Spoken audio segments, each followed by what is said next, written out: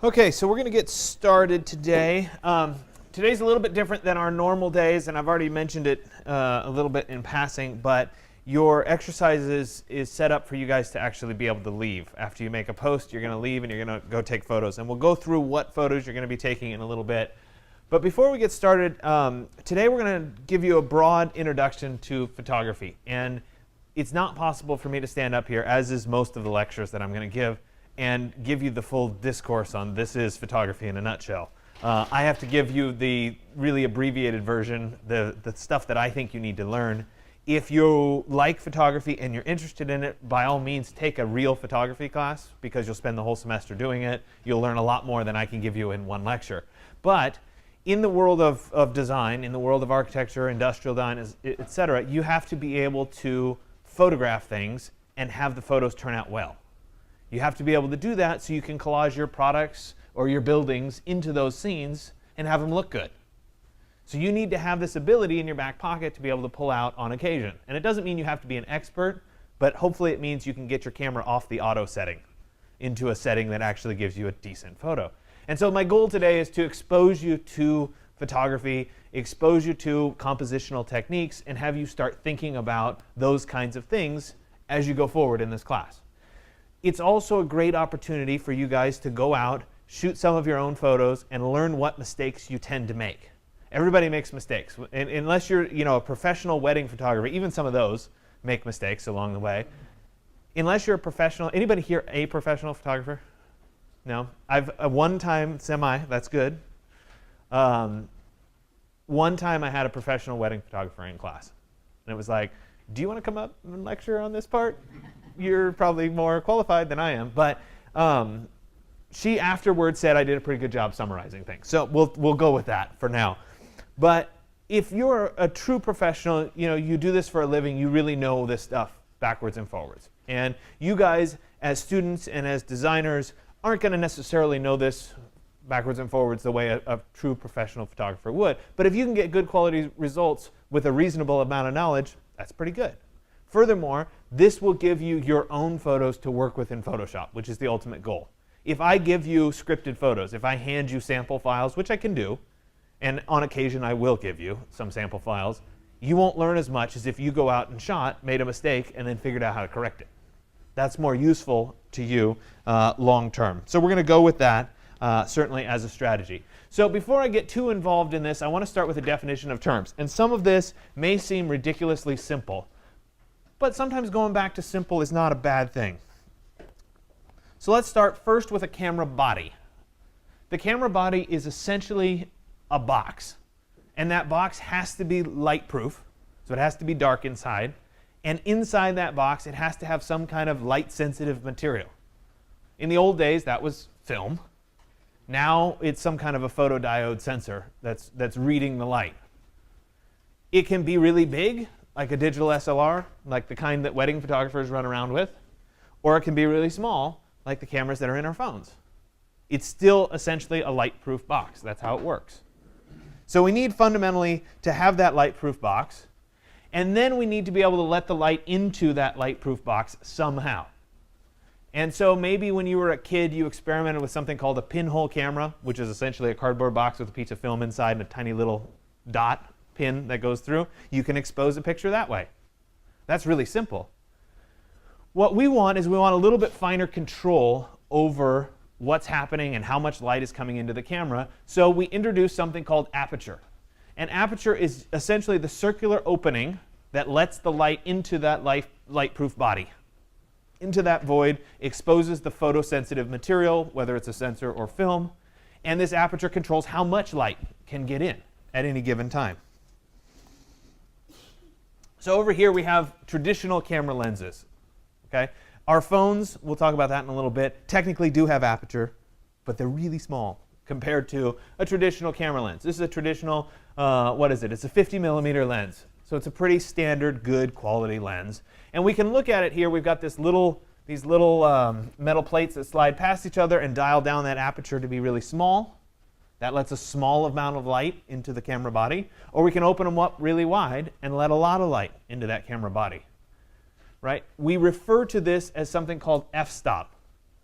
So the smaller the f-stop, the larger the aperture, right, and the smaller the depth of field. So this is where aperture really matters. So you're sitting there and you're saying, okay, why are you telling me all this stuff about aperture? I get it. The camera lens opens and it lets some light in. Okay? Yeah, you're right. It does. But that controls something called depth of field, which is you've seen the portrait shots of people where the background is blurry. That blurry effect comes from this aperture for the most part. We'll talk about the iPhone 10 in a second. That's different. Okay? But for most cameras, that's where it comes from. So if we look at it in graphic terms, something like this, there's our depth of field. The leaf is in sharp, clear focus. What's behind it is blurred. This is many times a desired effect. We're focusing attention on one key element, and we're making the background go away. And we achieve this by opening up that aperture, by making it really big, which happens to be a small f-stop. It's an inverse relationship in terms of how you talk about it. So we have a really large aperture. We get a very small depth of field, something like this. The inverse is true. Let's say we go out and we want to shoot a photo of the ocean. So here, we want that aperture to be small. We get everything in focus from the foreground, from these plants, all the way through to the background. Now, obviously, this is California coast, so there's fog, so it's not perfect. But if it was perfectly sunny, we'd see a long distance. The opposite here, we have an f1.8, so a very large aperture, really big, a lot of light coming in, and almost everything in this image is blurry. Just the tips of the petals in front are clear. So this might have gone too far. I'm using these as extreme examples, but this might have gone too far because too much of that flower is out of focus. So let's look at it another way. I like this graphic because it kind of helps us illustrate it visually. So on this particular case, we have this first one here. The tape measure from there, we'll call it to right about there, right, is pretty clear. So it's in centimeters, but we can see we have a fairly large depth of field. Most of it's in focus. And if we look down here, there's our aperture. It's really small. That's how much light's coming in. If we jump down and we look at this last one over here, that has a really large aperture, really wide open. And look at how small the area is that is actually in focus. Really small. So we can control how much of this depth of field we get, how much blurring we get in front and behind our primary subject matter based on this aperture setting. So if you have a camera that has the ability to adjust the aperture and you're aware of the fact that you can adjust the aperture, you can choose to have this effect happen or not have it happen, depending on what you're trying to do. And that's the critical thing to keep in the back of your mind. This is something that you should have control over. So now I have to enter my little caveat.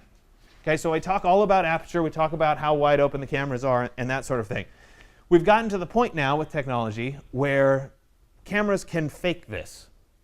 Enter iPhone 10 or iPhone 8 with portrait mode. Okay, anybody played around with it before? Okay, a few people. Essentially what Apple did is instead of putting one camera on your phone, they put two cameras that work in stereo. So they can choose to adaptively cause the background to blur out. That's a software post-processing technique, not an actual camera technique.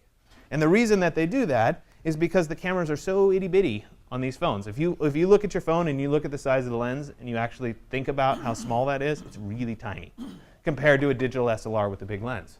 So they're adapting these kinds of techniques using software, not hardware. These are all hardware techniques.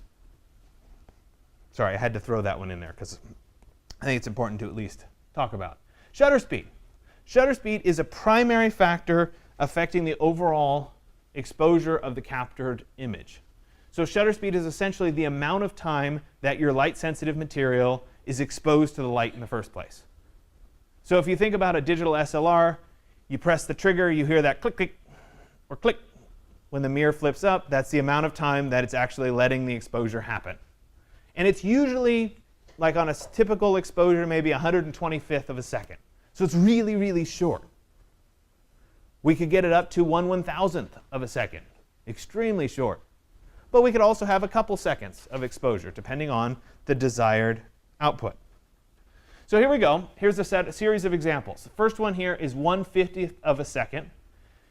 If in this example, if I had one that was a little bit faster than that, instead of 1/50th, it was up 125th or even 200th of a second, we'd get freezing of the individual water drops of this waterfall. If you were a sports photographer and you were photographing people playing sports, high movement, you'd be shooting at really high shutter speed to try to capture that actual moment, okay, without blurring. In this example, the water has a little bit of a blur to it. If you look down at the bottom of the pool, the ripples in the bottom of the pool are still very visible. If we move forward 1/10 of a second, you can see that the waterfall starts to become much more blurred. All those drops are becoming one kind of streak, but the ripples down at the bottom are still reasonably visible. They look the same as the last image. If we go forward next, here's a 1/2 second. So shutter speed gets longer. It's exposed for a longer period of time. Those water drops have a longer time to fall during that exposure. And you see that the waterfall almost becomes wispy. They're all blurring together. And if you look down at the pool, it's starting to smooth out a little bit. We're not seeing the ripples quite as much. If we go forward again, here's 1 second of exposure. The waterfall is very blurry now. And the pool is almost smooth. So the ripples have gone away. So it's important to see how this stuff changes over time based on what you're trying to do with your shutter speed. So if you were photographing water, you'd have to decide, do I want to freeze the action or do I want to show the action blurred and moving? Do I want to show the movement or not? Here's another example here. 1/160th of a second, ocean crash, wave crashing on the stump. You get the spray captured. It's frozen. That's totally different than the 4-second exposure on the right. You don't see the waves anymore. You see all blurring happening in there. They're both interesting images, but they have different effects. So if you understand what shutter speed does, you can choose what is appropriate. Which effect do you want? It shouldn't be accidental. It should be planned. This is what I want. ISO, or film speed. This is something that digital cameras put in, and it's a little bit different. The ISO is a holdover to the days when you used to have to buy film. And some of us in this room actually remember having to go buy film. Most of you probably don't, but that's okay. In the old days, you went to like a drugstore, and you went to the film section, and you said, I need film that is ISO 400, or I need ISO 100, or I need ISO 800. And the reason that you picked the film was because the film itself had a different sensitivity to light. If you wanted to shoot action and you wanted to be able to freeze the moment, you might have picked a little bit higher ISO film. It's a little bit more sensitive. Maybe if you were shooting regular stuff, you might shoot at ISO 100. Digital camera, we don't buy film. We don't stick it in the camera. What's the purpose? In this world, we can change the sensitivity of the sensor in your camera similar to what the film sensitivity was. So it's electronic. You could say, make this sensor a little bit more sensitive. Make this sensor a little bit less sensitive. And so why would I want to do that? Well, sometimes you want to take a shot where there's no light and you really don't want to use a flash. How many people have taken a shot like this with their cell phone? Almost everybody, probably. Okay? They turn out really bad because of all these little pixels. So when we crank up this ISO, when we crank up this sensitivity, there's a lot of bad information that hits our sensor. It's just too sensitive. And so we get this noise. If you had a really good camera, however, you can actually turn up that sensitivity quite a bit. So this is ISO 1600 with a good camera. There aren't any artifacts on it. And you can shoot in very low light conditions. You don't have to have a flash. So being able to change that sensitivity is good. If you have a nice camera, not a cell phone camera, not an iPhone or whatever, if you have a digital SLR or whatever, it would be a good idea for you to learn what ISO can you set your camera at and still get good results without noise. Because if you can set it up to that level, you can shoot much more without a flash, which is generally a better quality photo. So just something to be aware of and something to think about. Here's another example here where we go through the various ISOs. We start with an ISO of 100 on the left, and we move up to an ISO of 3200. Again, it's camera specific, it's sensor specific. So it doesn't mean that your shots are going to match this at these given levels, but you can see how the noise increases increases and the clarity of the photo decreases as you crank up that sensitivity. White balance applies only to digital cameras, and it's essentially an adjustment of what white and or gray looks like in a photograph. And I think one of the things that's hard is when we're here talking about it, it doesn't make sense until I show you the picture. So I'm going to jump forward and show you the picture. Anybody taking a picture like this one on the left? Probably, right? This is something's wrong with the white balance.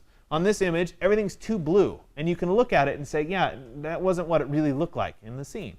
And so instead of white being what true white is, and we could look in this particular example, if you look at the crosswalk right here and right here, this white is really more of a light blue.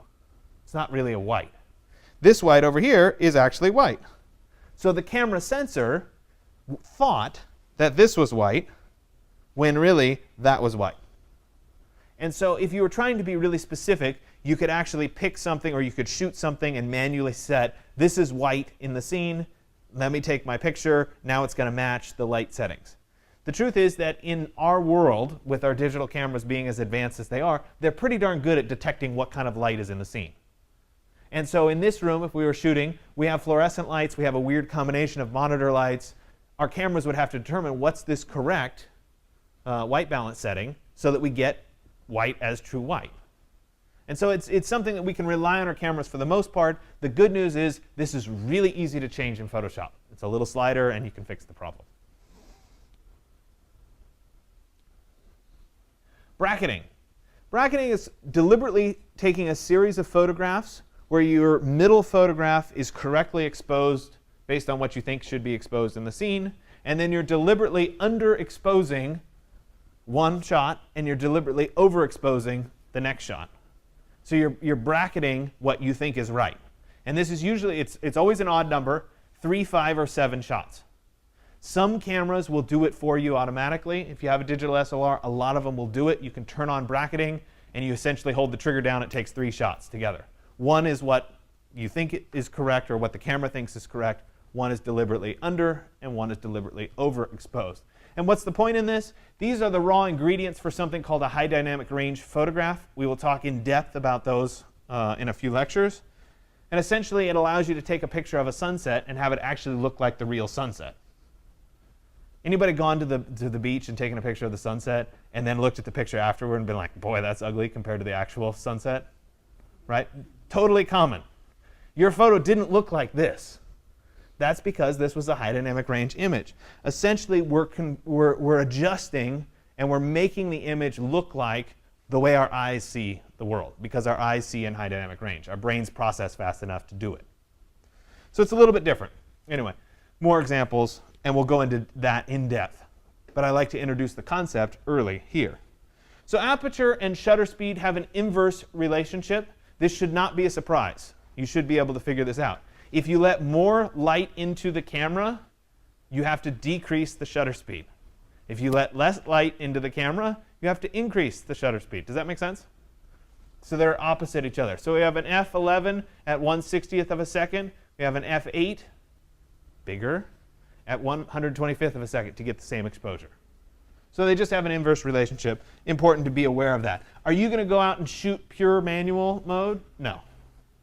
Right? Even I wouldn't go out and shoot pure manual mode. But you could if you wanted to. And if you took an actual true photography class, they'd probably make you do it. So you'd learn this stuff. So exposure value. I'm going to start with this slide. I should actually flip these slides.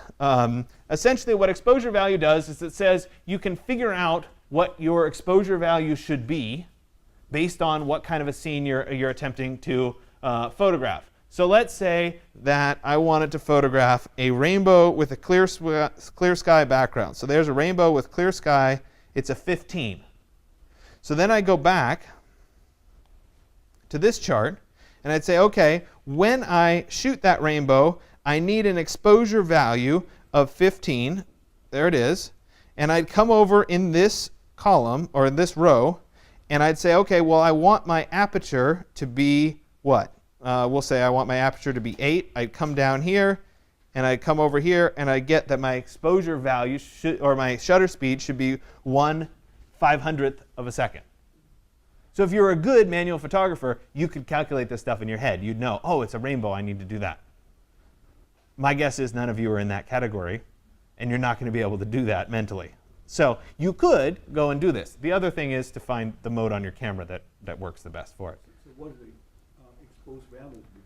The exposure value is right here. That's the 15. And that's based on this chart right here. And this is a truncated chart. It's not everything. These are known values for certain types of scenes. So your target. What? You don't need it because you're not going to shoot pure manual. But I want you to be aware that this exists. Okay? So if you were a professional photographer, you'd be looking for what's the exposed, here, I want to shoot Christmas tree lights. Well, that should be a 4 to a 5 exposure value. Then you can go over to the exposure value chart and figure out what your settings are based on, oh, I want this aperture, I want this shutter speed. So it's just a way of figuring out what your settings should be as opposed to randomly guessing and hoping you're right. Right? So the other thing, and this is different from exposure value, is called exposure compensation. And most every camera, including your phone, probably has this built into it in some way. And essentially what this says is the sensor in the camera is going to determine, we'll assume for the moment that you're on pure auto mode. The sensor in the camera is going to determine what the optimal light settings are for your shutter speed and your aperture so that you can shoot a photo. You can, however, override those settings and go up or go down. If you go up, you lighten the photo. If you go down, you darken the photo. So on your phone, for example, you've all tapped on the screen and dragged up or dragged down. That's what you're doing. You're compensating the photo. One of the ways of getting a better looking sunset when you're at the beach is to do the exposure compensation and drag it down because everything gets a little bit darker. You won't see what's in the shadows, but at least the sunset will look a little bit better. So it's a way of compensating for what the camera thinks is the right exposure. So this is not a bad strategy if you're trying to get a better looking photo. If your camera doesn't do the bracketing where you deliberately under and overexpose an image, you could do it with something like this. You could deliberately darken and deliberately lighten the image. So here we are. The center one is what the camera thought was the right settings. We can deliberately darken the photo. In this case, it didn't turn out particularly well. If it was a sunset, it would have turned out better, right? Or we could deliberately lighten the photo. I think the lighter one is a little bit better. So the point is that you can override the settings of your camera using this exposure compensation. Couple notes on lighting. So noon is always the most even light that you can get. So sun is the highest in the sky, even light, lowest shadows. The opposite is true. Early morning or early evening, the sun is low, it's a little bit more gold, you get big dramatic shadows. So depending on what you're trying to photograph and what your purpose of photographing is, you can get different results. So the example for this is I was in a field school in Peru with a bunch of archaeologists. There was architecture students and there were archaeology students. And we were looking at this site. It was a mud building. And we were kind of trying to document it. It was a cool thing that we were doing, and we were there for 3 weeks. And the architecture people would, I know this is shocking, we'd get up early, and we'd go out there and we'd photograph things. And then we'd hang out for the day, you know, under the overhangs and whatever, like, yeah, what are we going to do? And then it would get later in the evening and stuff would get dramatic again. We'd get sunset and we'd, oh, let's take all the pictures and let's do all the documentation.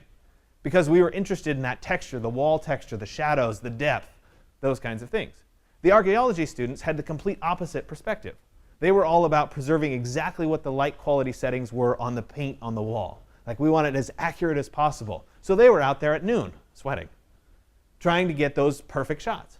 So depending on your purpose, you want to be aware of what the environmental conditions are for your particular project. So today you're going to go out on campus and shoot some photos. It's pretty terrible lighting right now.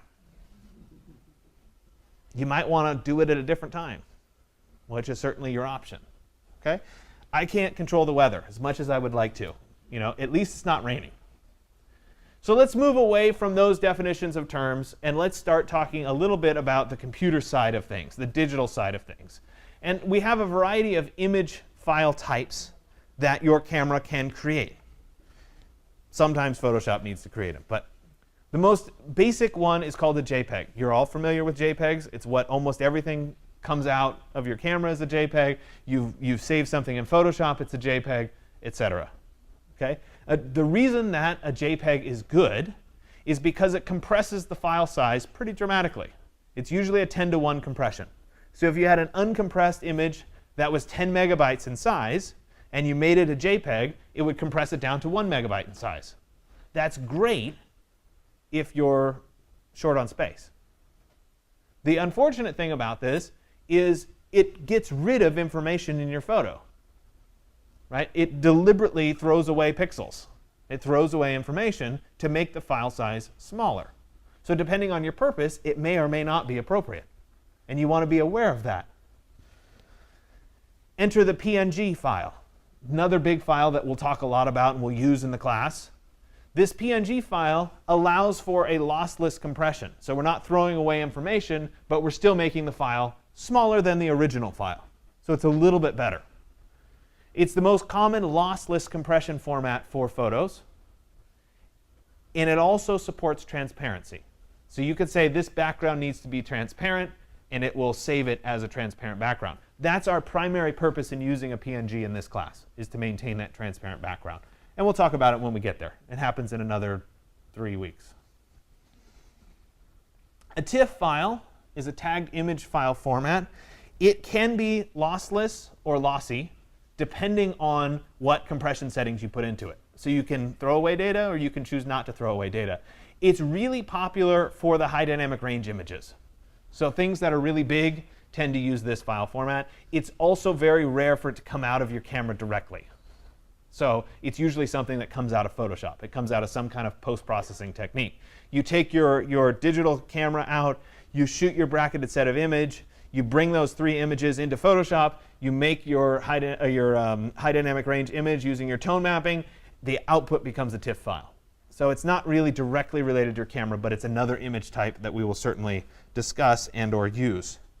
And the last type is something called a raw image. And this is often considered to be the digital negative. So in the old days, you took your film, and you had your film developed, and they would give you your pictures back, but they'd also give you your negatives back, which was essentially the film ready to be reproduced again. And so if you dig around in like your parents' stash, you'll probably find some of these. Okay? These negatives would allow you to go back and have the file reproduced. Well, in the digital world, a raw image is essentially the same thing. It's all the information that the camera captured at the time that it captured the image. It unfortunately tends to be a lot larger than the comparable JPEG file. The good news is, in our world, space has become really cheap. I told you guys about the flash drive. When I was in grad school, you could buy a 1 gig flash drive for like 150 bucks. It was like really intense, and you really didn't want to lose it. But now you can buy a 1 gig? I mean, a 1 gig flash. I mean, they like throw those away. It's like it doesn't even matter, right? You can buy a 64 gig drive for $5. Like space has become irrelevant at this point in time. So using and shooting in RAWs is generally not a bad idea. And so let me show you an example of why a RAW is good. So here's an image. It was shot texture of a barn door. Unfortunately, it was overexposed, but it was shot as a JPEG. Go into Photoshop. In this case, I did the post-processing in Aperture because that was back when Aperture was working, before Apple got rid of it. But anyway, the process would be the same if you were doing it in Photoshop. And you try to correct it. So it's overexposed, it's too bright. Let me come in and try to darken it. It didn't look very good. It didn't work very well. So let's say that instead of shooting that original image in a JPEG, I shot the original image in a RAW format. And I did the same post-processing technique to it. Image on the right is a lot better. So it got back all of that blown out detail, all of that stuff that was too white. I was able to make the correction after the fact. So because the RAW file collects all the information about your photograph and keeps it all together, you can make corrections. And you can do these kinds of things to it. So shooting in a RAW is always a good idea if you have the ability to do it. When it comes to cell phones, it's a little harder. The good news is cell phone cameras are awesome now. They're not your Motorola Razr that you flip open and take a picture. Like, those were really bad. These are good. They're good cameras. Do they have this kind of fine-tuning control? Maybe, maybe not. Depends on the manufacturer. And depending on the manufacturer, they have their strategies. You know, Apple recently introduced their lossless compression new file format. It's kind of like a RAW file for when you're shooting on the iPhone.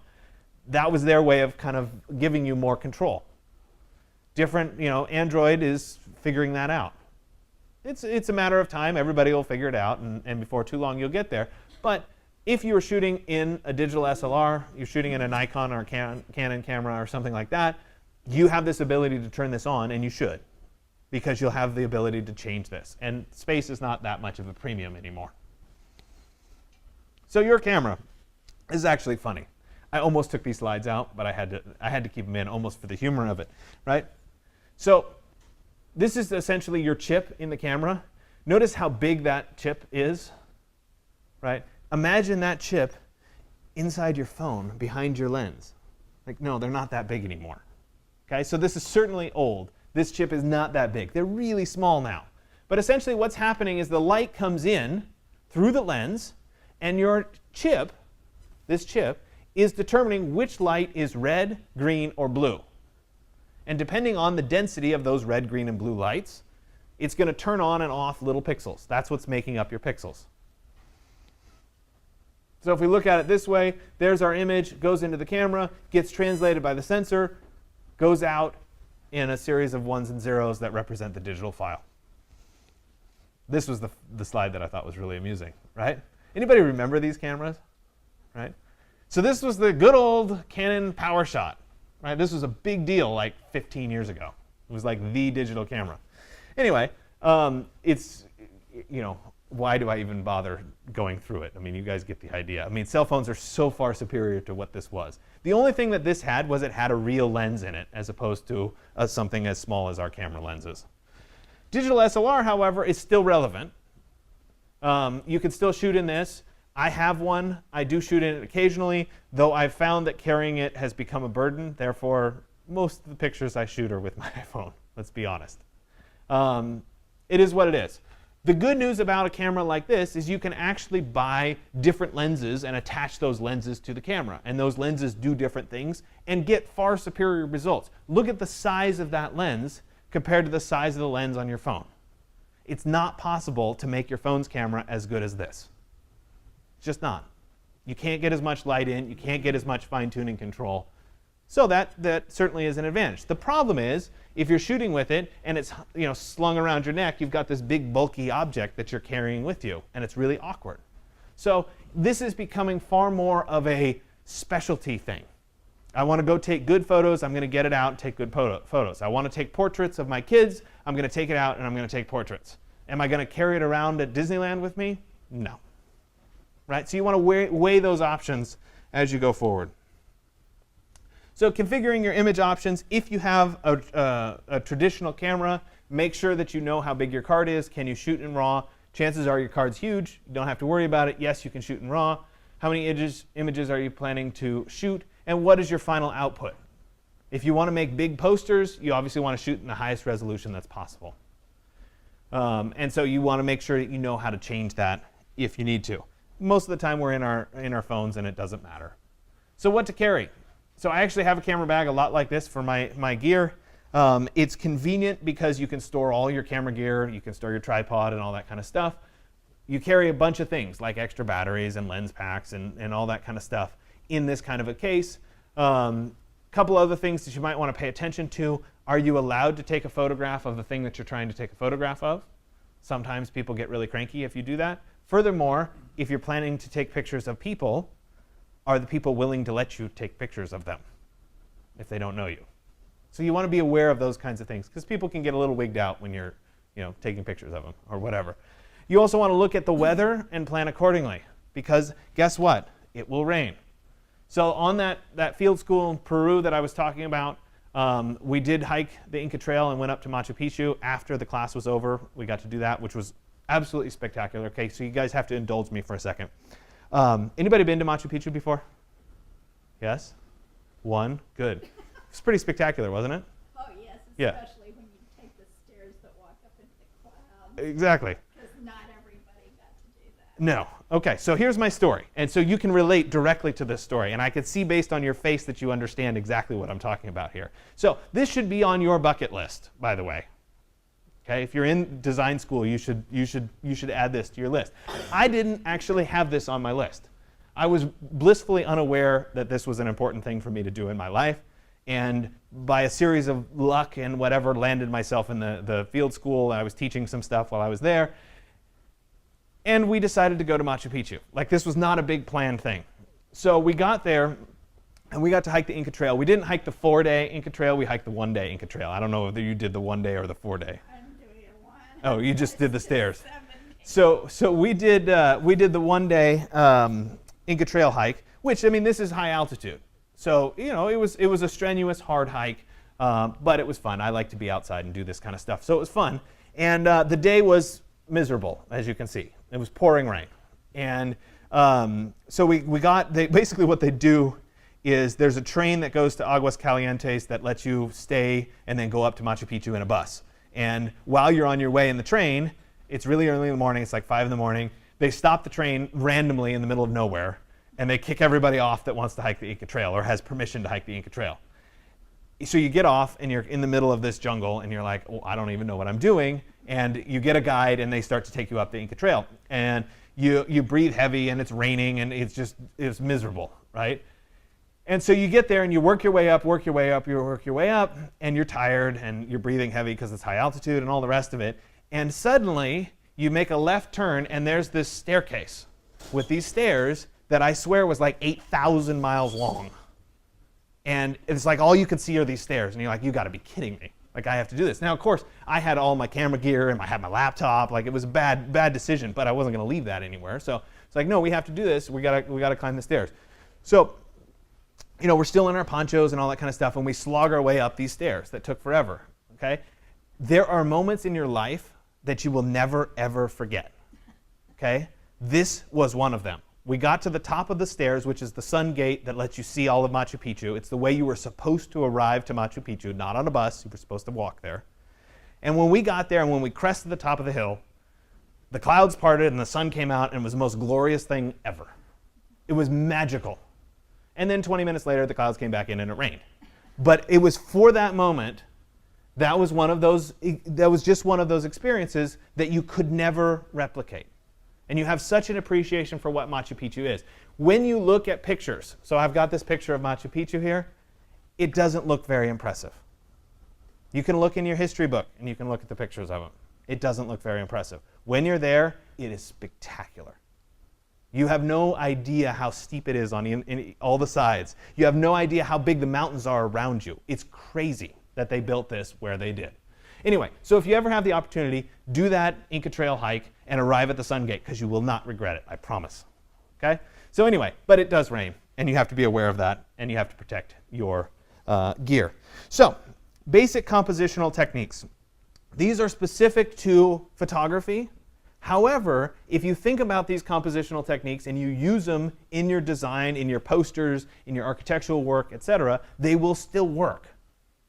These are really important for you to just internalize and always be thinking about. So I'll go through a variety of them. Many images use more than one compositional technique, but frequently there's one big one that we'll get to at the end that is commonly used. So the first one is telling a story. And that's that something in the image causes the person to get involved with the image. And this could be done through light. Maybe you're capturing beams of light entering a building. Maybe there's a road or a path or something that weaves in and out through the image that causes the person looking at it to become interested and to cause the eye to get into and involved with the image itself. So let's look at a couple examples. So this was in St. Peter's. Way back when I was in Rome, I had a 3-megapixel camera. Cell phones didn't exist. There was no like Wi-Fi internet anywhere. Well, cell phones technically existed, but you couldn't take pictures with them. But anyway, so I apologize for the quality of the image, right? Could have been better if I had better gear. But you have these moments, you're in St. Peter's, and the light comes streaming through the window, and you notice that all the people are congregating right where the light is. Like, it's this really cool, ethereal experience. And so you capture that, and you get people involved in the image because of that. You could also say that this has a strong diagonal, which is another compositional technique that we'll talk about in a second. So like I said, many times there's other examples. So this is up in Switzerland in the Swiss Alps. And in this particular case, if you look at this image, you've got a path that runs down here, goes behind this, comes right out here, goes all the way along, back up over here, all the way along, and around that mountain. Right? It's a goat path. It's a hiking path. Right?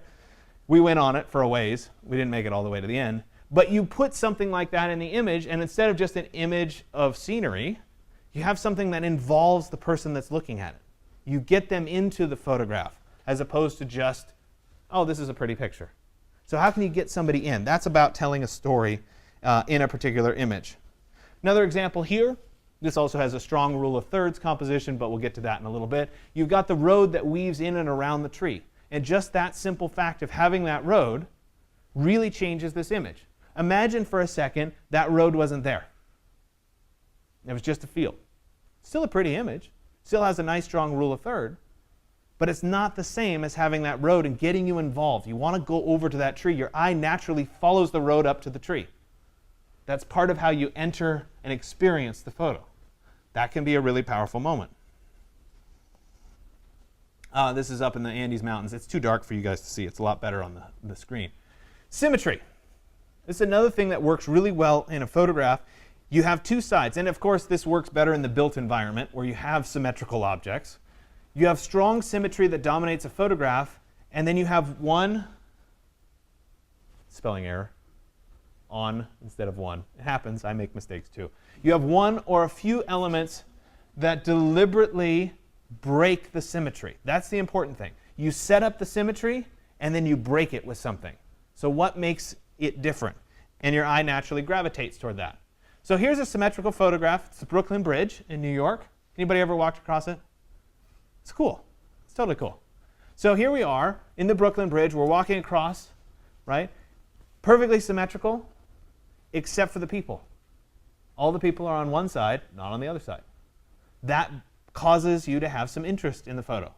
So it works with that strong symmetry because something's out of place. You could argue that the flag on top is slightly out of place too, because you've got the flag. But essentially, other than that, it's a very strong symmetrical photograph. It happens to be that the bike path is on one side and the people path is on the other side. But it's still kind of a cool setup because you've set it up so that that center is right in the middle. Another example here, where you've got the decrepit space, the crumbling space, but the pile of dirt is only on the right side, not on the left side. So there's just something that's out of the symmetry, and that's the important thing. Radial, strong focal point at the center of the photograph, and the elements radiate outward from that focal point. This is hard to do unless the circumstances work. So it's not one that you can set out and say, I'm going to do a radial composition. It's more, oh, I have the opportunity to do a radial composition because of what's happening. So it works the opposite way. It can be a really great photograph of a group of people, though, if they're positioned correctly. So you can do a radial photograph around a group of people. I don't have a good example of that one, so you don't get to see it. So here's an ice cave in Switzerland, looking up through the ice cave, and you've got this tension between those two melting points of ice. So that becomes the center, the focal point. In this case, it's actually the void, and all the rest of it radiates out from that compositionally. So again, the moment happened, then you could take the photograph. Much harder to set it up.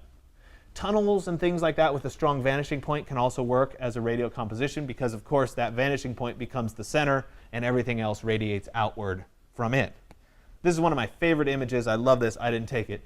But this is definitely a radial composition, right? But part of what makes this work so well is you've got the radial composition of the balloon with all the stitching and everything, but then you have the silhouettes of the people that break that radial composition. The diagonal. You have a strong diagonal element that captures and directs attention in one particular location, or puts your eye through the photograph. I showed you that light example where the light was coming in. That's a strong diagonal. So it works for telling a story, but it also works for the strong diagonal. Here's an example of a sand ledge, and it has a strong diagonal in it. This should look familiar. This is the loading dock here at DVC. Has a strong diagonal. It's against those rectilinear composition points. So that strong diagonal directs you through the image. Another example here with the train, it has a nice strong diagonal. Same thing. So you can get away with these kinds of strong diagonals as well. Overlapping layers. This is usually a technique that architects use or architectural designers use, and that is where you have a series of things one behind the next, and you might have to go through a door to get to the next plane, through the window to get to the next plane. So first example here, this is actually the field school that we were doing in Peru that I was talking about before. This was the building that we were analyzing. And so you look through the door into the wall behind that has a niche and a window, which then looks behind to the next layer. So you're overlapping layers in front of the camera. Just for perspective, this is what the buildings look like. This site it's very, very dry here, and it has some of the best preserved wall paintings. That's why it's an important archaeological site. Another example here without actual structures. Here we've got just layers of landscape. So in front we've got, let me draw here. So in front we've got this flatter section broken by a little wall. Then we've got this hilly section right in here, broken by the pond, broken by the next section. There's another pond, or maybe it's the ocean, mountains, and ultimately we get. So there's lots of layers to this particular image, and that helps set up the composition. Then we get to the last one, and I didn't save it for last because it was the least important. I saved it for last because it's actually the most important. If you get nothing else from this lecture, if everything went over your head completely, please don't let this go over your head. The rule of thirds is the biggest, most important compositional technique that you can get. It's really easy to do, and it will almost always perfectly help your project. Okay?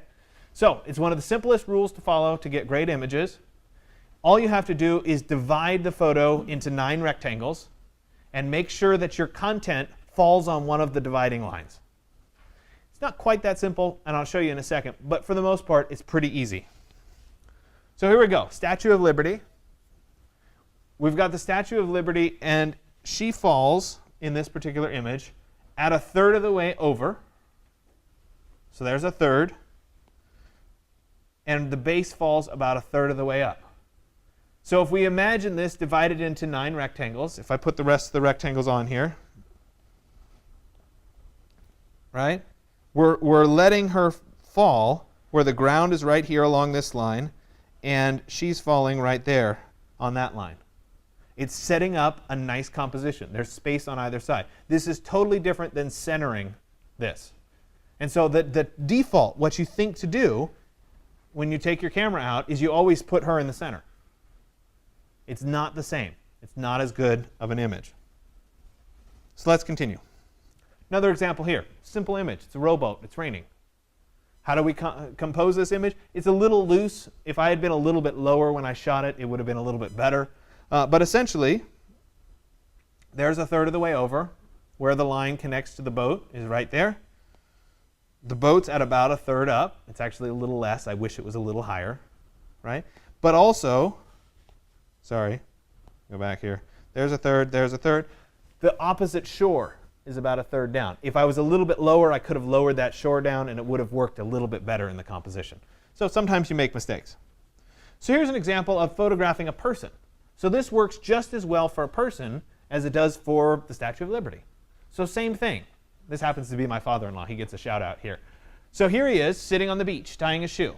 Okay, so when I shoot the photo, he falls at 1/3 of the way over, and his eyes fall 1/3 of the way down. Notice, however, that all of the extra space in the photo is over here, not over here. So we want the extra space to be right there so that we can imagine what is he looking at, what is he seeing. It draws us into what is he doing. If, however, we jump forward, this is still the rule of thirds, but it doesn't work. So in this case, he's still at 1/3 of the way over, roughly, and his eyes are still at 1/3 of the way up. But does this work as a quality image? Not at all. Because all the space that I was just talking about is behind him. It's over in here. And because it's over in there, we don't We don't care what is he looking at. We're drawn by why is this here? It's irrelevant. So make sure that when you're doing the rule of thirds, the direction of the thirds matters. If we went back to the Statue of Liberty, the Statue of Liberty is looking toward the extra space. So the same strategy applies there.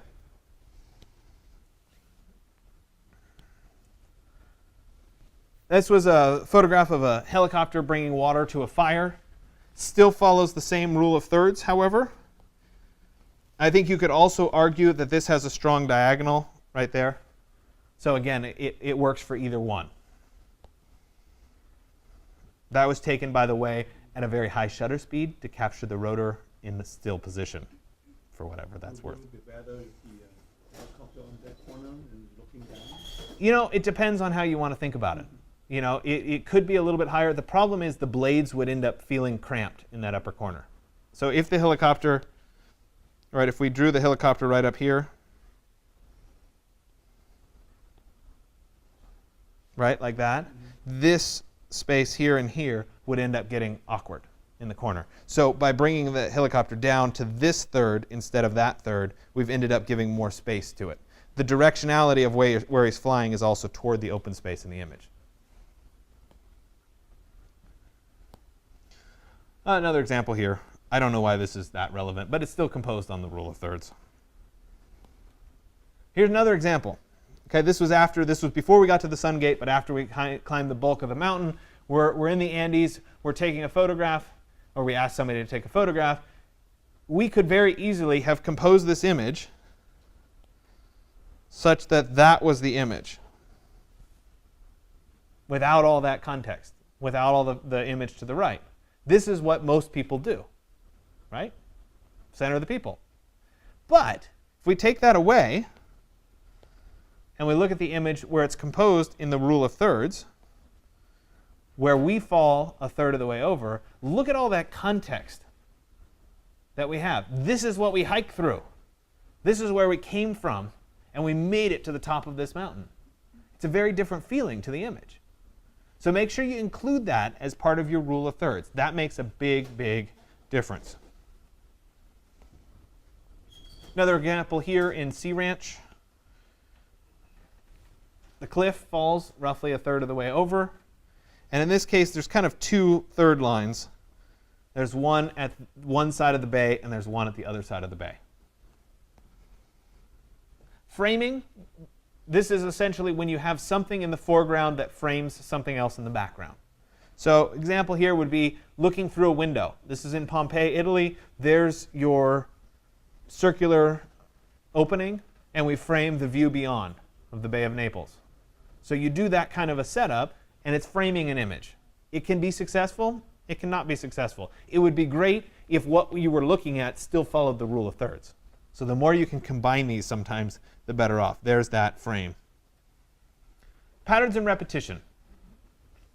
You can use a pattern or repetition. It's kind of like symmetry to drive the interest in a photo. But again, the point that is great is when the symmetry breaks or when the repetition breaks. So this image I love, not one that I shot, but you've got this series of balconies. Okay? And as you're looking at the series of balconies, they're all the same, except for the one that has the towel or the shirt hanging over the railing. Now, this would have been even better had that shirt been over at the rule of thirds. So if we had put the shirt, if we'd taken this shirt and put it right here, that would have been better compositionally. So you have the rule of thirds, and you have this pattern, and you have some time when it breaks the pattern. So that's an ideal setup. Another example here, we've got that repetition of columns going back in space, and the breaking point is the person that's walking through. And this is a really interesting image because it's so static and it's so fixed, except for that person that's almost a ghost because of the really low shutter speed when they were going through. They captured that blur of movement. It's not the person, it's the person moving that you're seeing. Another example here of a grate with some snow on it. The grate is the pattern. The snow is the piece that doesn't fit. It's not the best example, but it is there. Okay, so I've gone through my examples. What you're going to start with first on your exercise, and we're not going to take a break in between my lecture and the exercise because you're going to essentially get a break afterward. What you're going to start with today is I want you to look online and find an image that you think is a really good example of a compositional technique. So it could be rule of thirds, it could be a strong diagonal, it could be telling a story, or it could be more than one of those. It doesn't always fit into one. So you're going to find an image. The image should be at least 1,000 pixels in size.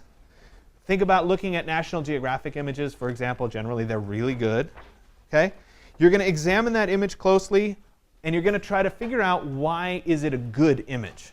You'll be able to tell, really quickly that it's a good image, but then you want to think about why. What compositional technique is it using? Maybe it's more than one. You're going to write a brief paragraph that outlines why this image is good, what compositional techniques it was using, etc. And then you're going to upload, or you're going to download the image and then upload it to the course website as your featured image for the post. Does that make sense? OK, so you're going to do that first. Then you're going to go out on campus, and you're actually going to take some pictures today. And so when you go out, think about, a lot of you brought actual cameras. That's good. Spend some time familiarizing yourself with your camera, especially if it's one that you borrowed from a friend or whatever. And you're going to go out, and you're going to try to shoot a bunch of different things. What I would like you to do is I'd like you to try to use some of the presets rather than the just full auto mode.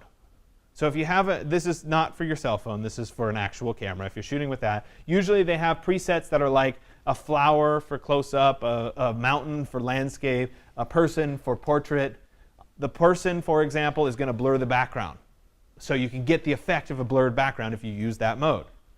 If you use the landscape mode, it's going to try to keep everything that you shoot in the same focus. Then nothing is going to be blurred. So you use those to your advantage.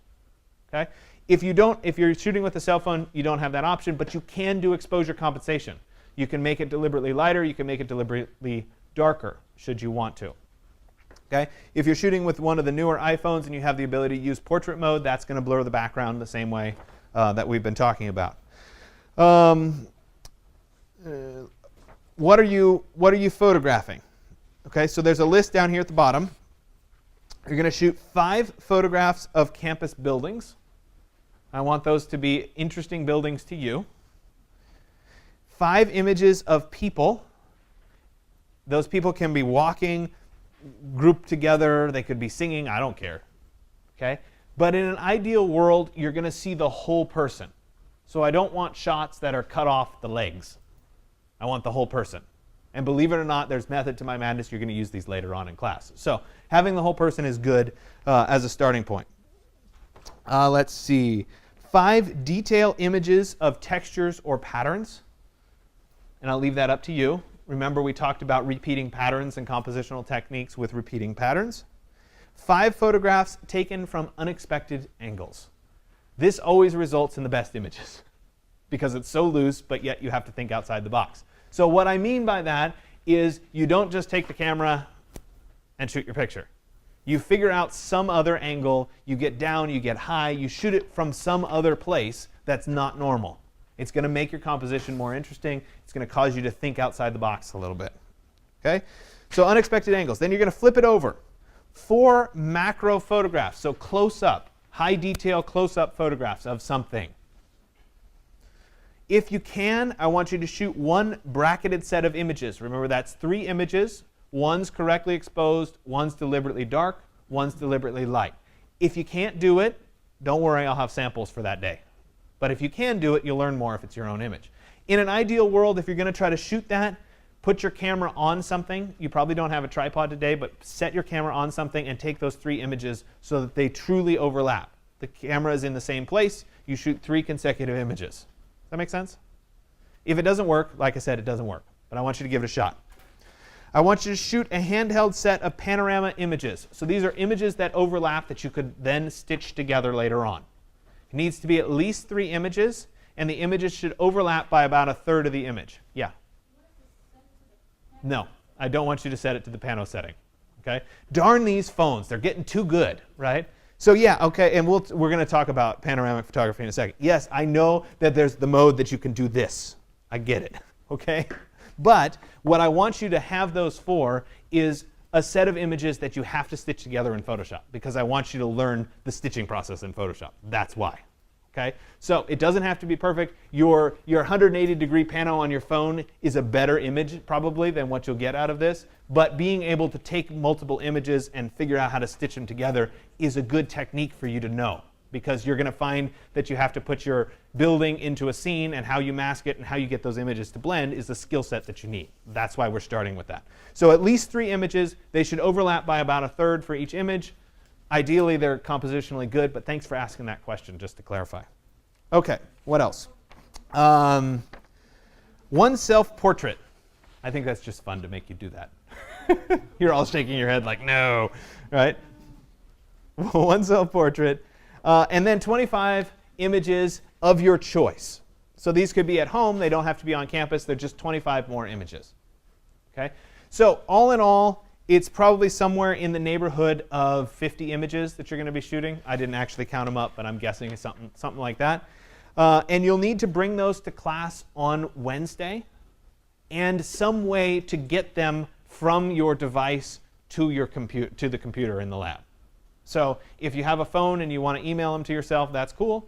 If you have a digital camera and you have a card and you want to put the card, there is a card reader on all these computers where you can stick the cards in. If you want, you can do that. That's fine. But it's your job to figure out how to get them from your device to the computer so that we can use them. When we get, yes, I'm having you take 50 images. It's a lot of images. But that also gives you choice when it comes time to figure out which ones you want to post-process. It gives you the flexibility to have images that don't really turn out and aren't very good, but to still learn how to do the post-processing part of the technique. If you really want a challenge, I always put this challenge on there.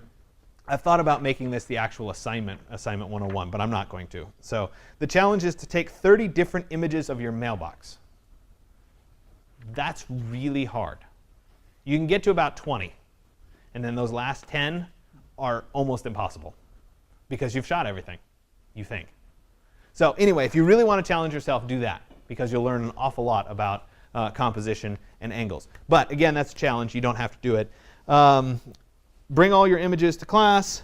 And I'm going to, after you make your post, you're free to go. I don't have an expectation. Some of you will go out and shoot your images right now. Some of you will decide to go have coffee and not shoot your images right now. That's perfectly acceptable.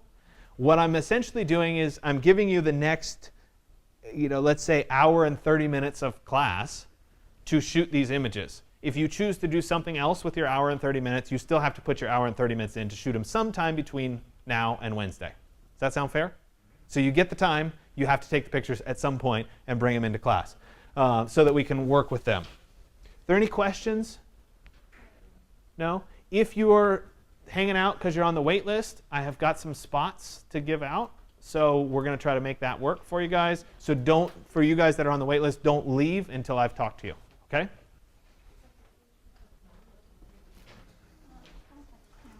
Oh, yes. Nancy, pair up with somebody that does have a camera.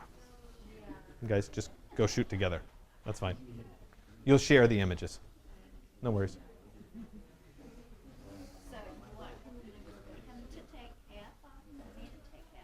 Yeah, or just take them together and talk about the composition when you do it. That works.